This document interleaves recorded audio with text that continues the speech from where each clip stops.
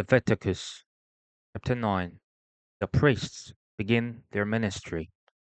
On the eighth day, Moses summoned Aaron and his sons, and the elders of Israel. He said to Aaron, "Take a bull calf for your sin offering, and a ram for your burnt offering, both without defect, and present them before the Lord." They say to the Israelites, "Take a male goat for a sin offering, a calf and a lamb, both a year old and without defect, for a burnt offering, and an ox and a ram for a fellowship offering to sacrifice before the Lord, together with a grain offering mixed with olive oil. For today the Lord will appear to you." They took the things Moses commanded to the front of the tent of meeting, and the entire assembly came near and stood before the Lord. Then Moses said, "This is what the Lord has commanded you to do, so that the glory of the Lord may appear to you." Moses said to Aaron, "Come to the altar and sacrifice your sin offering and your burnt offering and make atonement for yourself and the people. Sacrifice the offering that is for the people and make atonement for them, as the Lord has commanded." So Aaron came to the altar and slaughtered the calf as a sin offering for himself. His sons brought the blood to him, and he dipped his finger into the blood and put it on the horns of the altar. The rest of the blood he poured out at the base of the altar. On the altar he burned the fat, the kidneys, and the long lobe of the liver from the sin offering, as the Lord commanded Moses. The flesh and the hide he burned up outside the camp.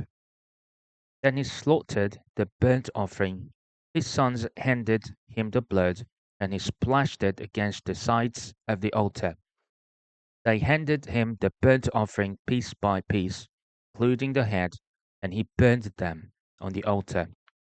He washed the internal organs and the legs, and burned them on top of the burnt offering on the altar.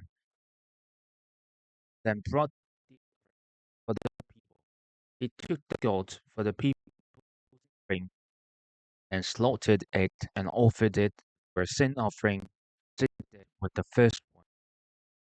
The burnt offering and offered it in the prescribed way. He also brought the grain offering, took a handful of it, and burned it on the altar, in addition to the morning's burnt offering. He slaughtered the ox and the ram as the fellowship offering for the people.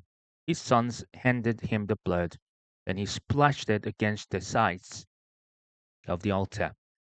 But the fat portions of the ox and the ram, the fat tail, the layer of fat, the kidneys, and the long lobe of the liver, these they laid on the breasts, and then Aaron burned the fat on the altar. Aaron waved the breasts and the as with offering, as Moses commanded. Then Aaron lifted his hands towards the people and blessed them. Having sacrificed the sin offering, the burnt offering, and the fellowship offering, he stepped down. Moses and Aaron then went into the tent of meeting. When they came out, they blessed the people, and the glory of the Lord appeared to all the people. Fire came out from the presence of the Lord and consumed the burnt offering on the altar. And when the people saw it, they shouted and yelled, "Leviticus 10, the death of Nadab and Abihu." Aaron's sons, Nadab and Abihu, took their censers, put fire in them, and added incense, and they offered unauthorized fire to the Lord, contrary to his command. The fire came out from the presence of the Lord, and they and said to God,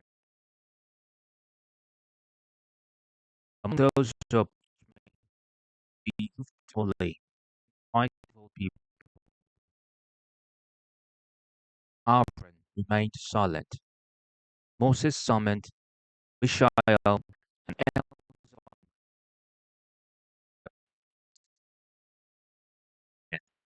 Carry your cousins outside the camp, away from the fray. Carry them in the tunics outside the camp, as Moses ordered.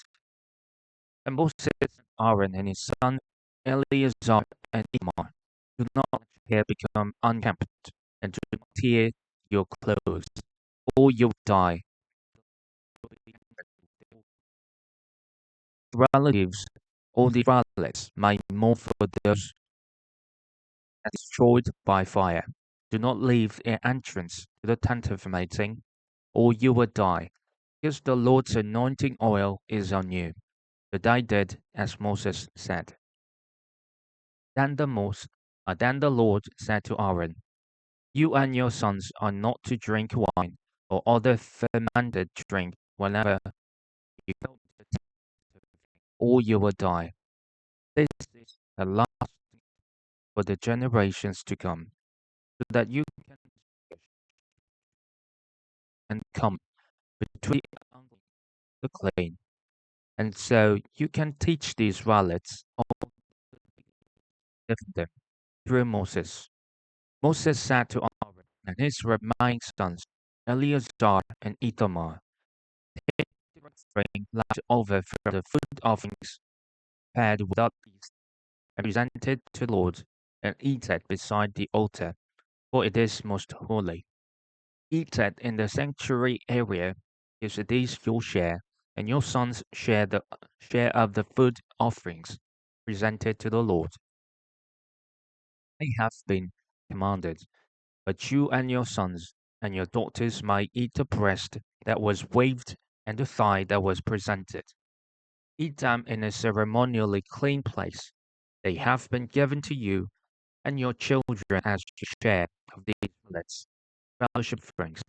The thigh that was presented and the breast that was waved must be brought with the fat portions of the food offering weighed before the Lord as a wave offering.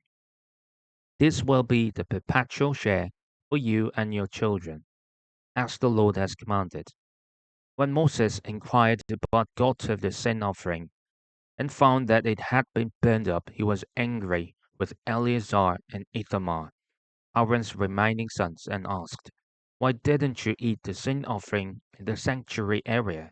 It is most holy.